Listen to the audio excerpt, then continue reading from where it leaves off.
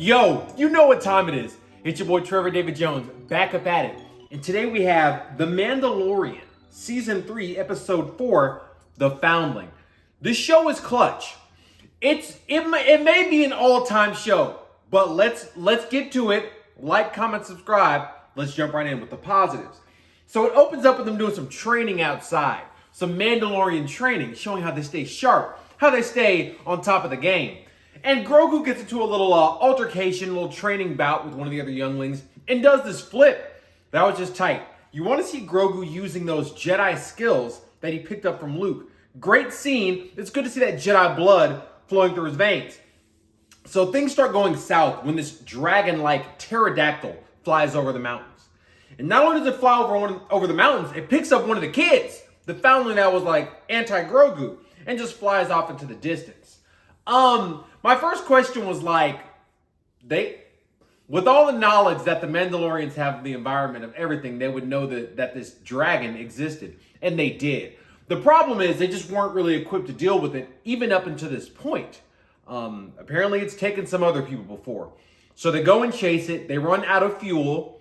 You know, that's not good for Mandalorians, but they ran out of fuel and it gets away. Again, they reveal that this has happened before. It's like taken and actually killed some people before, which is horrifying. But in this exile planet they're on, they don't have any ships. So there's only so far they can chase it. Bo-Katan, though, has a ship. And she goes out there and tracks it down. So she comes back and reveals its location. She's like, we can take it out. We can do this. And that begins like the main crux of the episode. And a shout out to that scene when Bo-Katan was taken off in her Mandalorian starfighter. Like the sun, the cinematography of the show is one of many elements that makes it what it is. And just that scene in and of itself was just so beautiful. So shout out to the cinematography. So while they're preparing all this and going off, Grogu is becoming a Mandalorian, a la Din Djarin himself in the armor. She makes him some stuff and puts him in the game. And that was really cool. That was cool for a couple reasons. Number one, it's being introduced to Star Wars, things have been kind of like locked in to how they are. Like this, this race, this type of being does this and so on and so forth. But Grogu, a Jedi by blood, like what he can become, being a Mandalorian, as well as whatever, race he is, whatever species he is, he's the same as Yoda, seeing like something that we wouldn't expect becoming something else is just, man, that's like an awesome direction to take. Like Grogu being a Mandalorian. That's cool because it's different. The issue with that, however, is that, Grogu is a natural Jedi. He has the midichlorians. He has the ability to use the Force. So, he's going to have to get back to that at some point. But we'll get to that when we get to that. But just seeing something different become something, different than what we've seen, amazing. That's just one of the reasons this show is so good. So during this scene, we also got to see some more of Grogu's history, which was maybe the best part of the episode. So we saw, I'm guessing it was Order 66, the kids getting, run up on, infamously by one Anakin Skywalker. But Grogu, I'm guessing that was the night of Order 66, was there. And it shows how he was saved by this other Jedi. And, that scene goes into why I gave this episode the rating I gave it. We got to see some Jedi combat. Who doesn't? We all love to see Jedi combat. 2 lightsabers, no less. So that whole scene was tight. And it just gave us some more of Grogu's history, and how he came to be who and where he is. So while they're on the planet as well, they're running through Coruscant, and they showed Umate, that mountaintop, which is a callback to the 3rd episode, The Convert. That was cool. You love callbacks. You love to see all the elements of these shows coming together. Mandalorian does callbacks very well. That was a cool moment in and of itself. So, after we see how Grogu got off of Coruscant, we go back to the mountain. So, they climb up and prematurely Paz Vizsla jumps in and, more or less causes this whole calamity to take place and taking down this dragon. There's always one. I guess it's Paz Vizsla. The kid is actually his son, but still, man, you gotta wait. You gotta wait till the area is clear, as they say. But during that scene with the baby dragons that came out and the big one when he came back, the practical effects, man, that's one of the things this show and this season in particular does so well are the practical effects. It just adds an element of depth of of reality, of substance to the show that you maybe wouldn't have otherwise. So yeah, on the mouth, you could tell it was real. It was just like, it was cool, man. It's, yeah, one of the things this season and this show does really well. But right along that, one of the scariest parts of the episode was that the dragon comes back and like, you know, regurgitates the kid. I'm like, yo, he like swallowed the kid. That freaked me out, man. Like, how long was he in there? Horrifying. So, you know, let's just move on past that. So yeah, the episode, at this point, the cat's out of the bag. They just have to fight the dragon head on because, you know, the plan is, everything's out in the open now. So now they just have to fight him. They're trying to rescue the kid. Bo-Katan's putting in work. You know, Bo-Katan's capable. Din Djarin, the title person of the show, obviously he's capable. And ends up saving the kid. They played his music and everything. Like I've said before, Jon Favreau just gets it. The superhero aspect. Dave Filoni, he gets it. So Din Djarin put his full superhero on. He's flying around. His music plays, and he saves the kid. And that was that, man. That was the close of the scenario.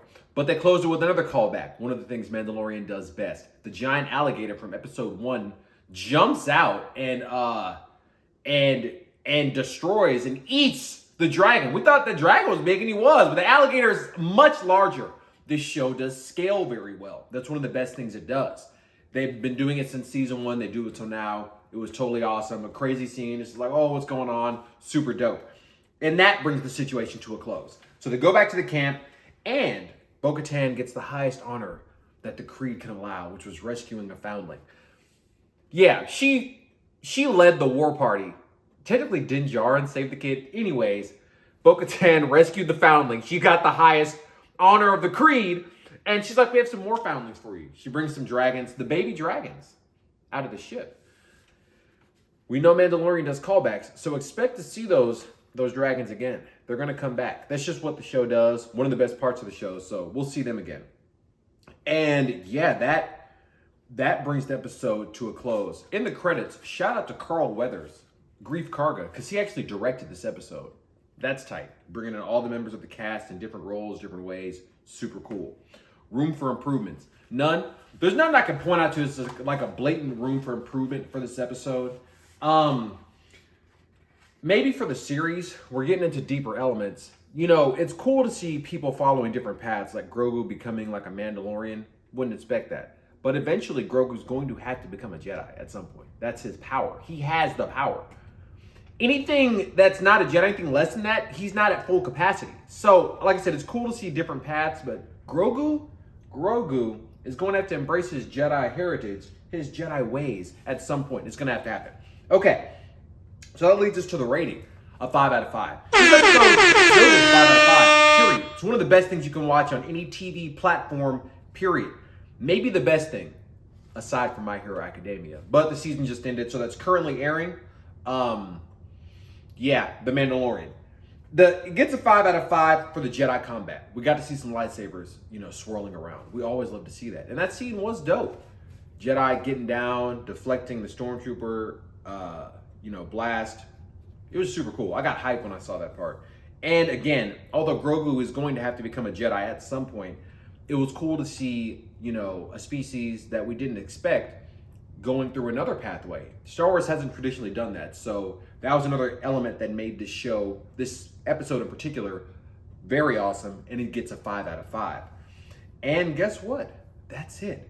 Another episode of The Mandalorian in the books. Check out my previous review, The Convert. Another episode that completely subverted what we would even think about, you know, an episode of The Mandalorian or TV in general. It really was a great episode. Check that out. My previous My Hero Academia review, the season finale. Man, the dominant anime of the 2010s, where has the time gone? But yeah, episode 25 of My Hero Academia, did the review on that as well as a season review. Check out that video. My previous Lego, the most recent one, the Imperial TIE Fighter. Ta-da! Check out that video. This is a lot of fun to build, a great build. I mean, Lego just knows what to do. It has all the angles, it's got everything in there, you know, the flight, the cockpit. Yeah, man, it's just sick. It's Lego, they know what to do. Check out my review on that set. Trevor Jones, TDJ Recommendations, Google Fi. It's the best cell phone service out there. Best thing you can get. True Unlimited, True International. If you travel at all, it's probably the service you have to have. Use my referral code. I'm not sponsored, but I do have a referral code. Use that, check that out. And coming up very soon, Guardians 3. That comes out here in a couple weeks now. Next week. Yeah, at the time of recording this, next Friday. Man, I'm out of that review for y'all. Get ready for that. I got you on that. And I'm back on the reaction game. I did a reaction to the Flash trailer most recently. That movie looks like it's gonna be sick. I did a reaction to Lily, the newest character in Tekken 8 that they revealed. Check that out. We out here. We're on all the games. We doing it big. And like I always say, because I genuinely mean it, this way in life. Stay up. Never want to be this way in life. Always this way. And until I see y'all again, which as you know by this point will be very soon, peace.